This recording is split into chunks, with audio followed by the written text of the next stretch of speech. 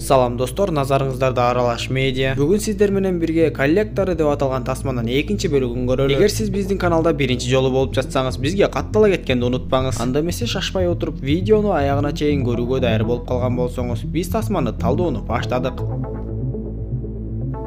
Тасманын башында биз баягы өлдү деп эсептеген Сью тирүү жүргөнүн көрөбүз. Ал бир кафе сыяктуу жерге кирет да тамактана баштайт. Кызыгы ошол эле жерде биздин экинчи каарманыбыз Френч дагы тамактанып отурган эле. Бир кезде ал жердеги кардарлардын арасында жаңжал чыгып, аларды көргөн Френч дароо эле ордунан туруп, аларга жаңжалыңарды сырттан чечкиле деп айтты. Көрсө Френч ошол жердин кароолчусу болуп иштеп жатыптыр. Френч адегенде ал адамдарды жай сөз менен эле сыртка чыгууга көндүрмөкчү болду. Бирок ал адамдар сыртка чыкмак түгүл, тескерисинче Френчтин өзүнө кол сала башташты. Френч бул маселени муштун менен гана чече алаарын түшүнүп, алар менен арыдан бери мушташып жатып, бир кезде эле ал жерде отурган Сьюну көрүп калды.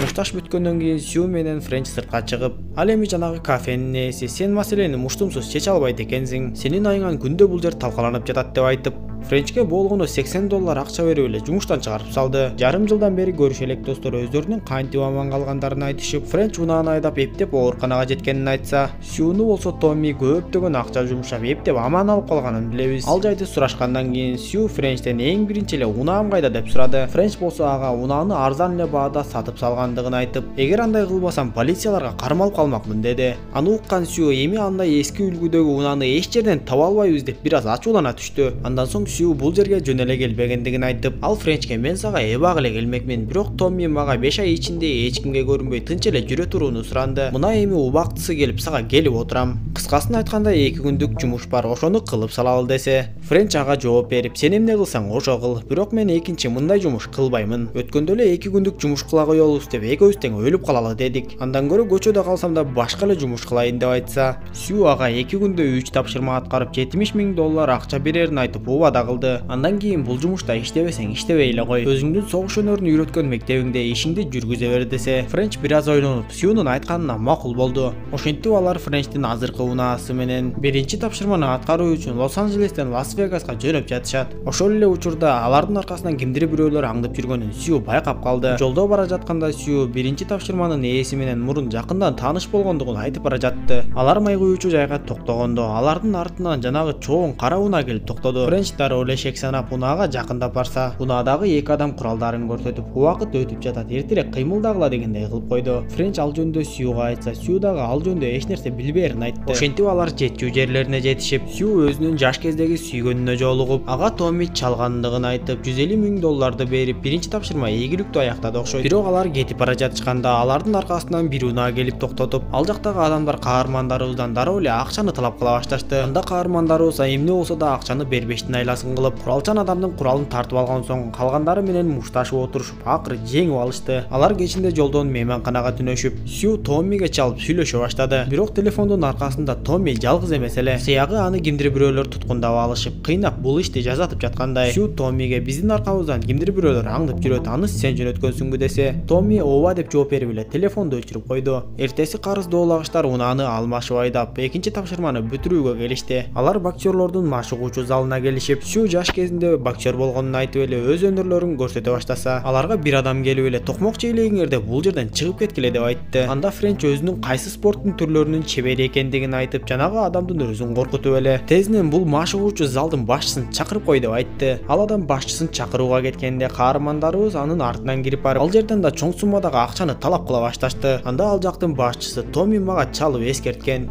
Бирок мен мындай акчаны силерге бере албаймын. Анткени бул акча менин эң күчтүү боксерумдун демөөрчүлүгүнө жумшалат. Эгерде ошол спортчумду рингде жеңип кетсеңер, анда акчаны алып кете бергиле деп койду. Френч менен Сью ага макул болушуп, жаңы эле жаш кезимде боксер болчумун деп мактанып жаткан Сью ага каршы чыкмай болду. Албетте Сьюнун жашы өтүп калган болсо да, жаш спортчуга бир топ эле туруштук берди окшойт. Бирок канткен менен баары бир алсыздык кылып, баягы ок тийген жерлери сыздатып ооруй баштады. Сьюнун такыр эле алы кетип калып, ал Френчке биз акчаны сөзсүз алышыбыз керек, аны менен беттешке сен чык десе. Бокстан анча кыйратпаса да Френч өзү чыкмай болду. Френч дагы бир топко чейин тирешип жакшы эле аракет кылып жатты. Бирок бир кезде утулуп калаарын түшүндү Айтор буту менен да тээп жиберип, өзүнүн ыкмаларын колдонуп эле жанагы боксердун колун кайрып салды.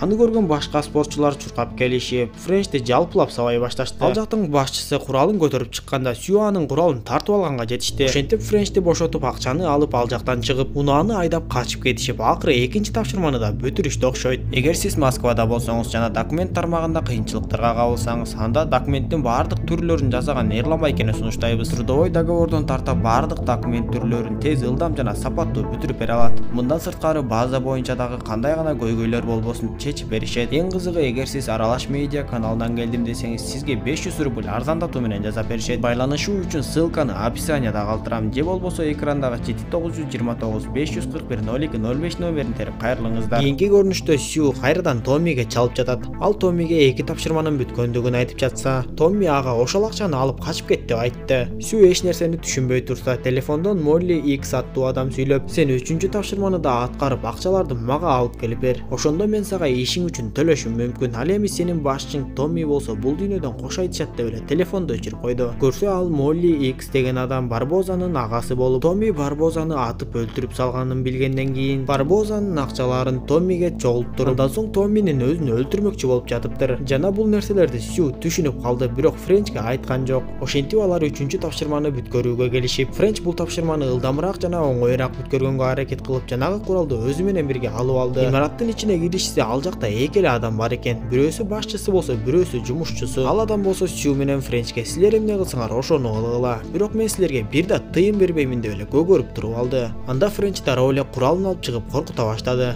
Бирок жанагы адам өлүмгө тике карап эле атсаң атып сал дей баштаса, Френч дагы ачууланып атканы калды окшойт. Бирок Сью ага жеткирбей эле жанагы адамды ууртукмокко алып, ар кандай сөздөрдү айтып коркутуп отуруп, акыры акчаны бергенге мажбур кылды окшойт. Ал адам жардамчысына жогорку кабатка чыгып акчаны алып келүүгө жиберип, бирок ал жардамчысы акчаны алып дароо эле качып жөнөдү. Адаттагыдай эле Сью чуркай албайм деп Френч анын аркасынан кубалап кетти. Бир топко чейин кубалашып жүрүп отурушуп, Френч ал адамга араң дегенде кууп жетти окшойт. Андан соң алган акчаларды санап жатып, Френч ошол жердеги адамдын сөздөрүнөн улам, бул Томминин эмес эле Барбозанын карыздары экенин, Барбозанын агасы Молли X аттуу адам Томмини туткундап алганын, азыр алар Томминин эмес Барбозанын карыздарын чогултуп жүргөнүн билип калды. Эми Френч Сьюдан сен бул жөндө билген белең деп сураса, Сью ага мен башында муну билген эмесмин, мен деле эми билдим деп айтты. Анда Френч Сьюга бул чогулткан акчаны тең экиге бөлөлү да качып кетели. Сен мага убада кылгандай мен бул акчага татыктуумун десе, Сью ага көнбөй, биз бул акчаларды кайтарып берип, Томмини сактап калышыбыз керек деди. Мен операция учурунда 2 жолу өлүп, 2 жолу тирилдим.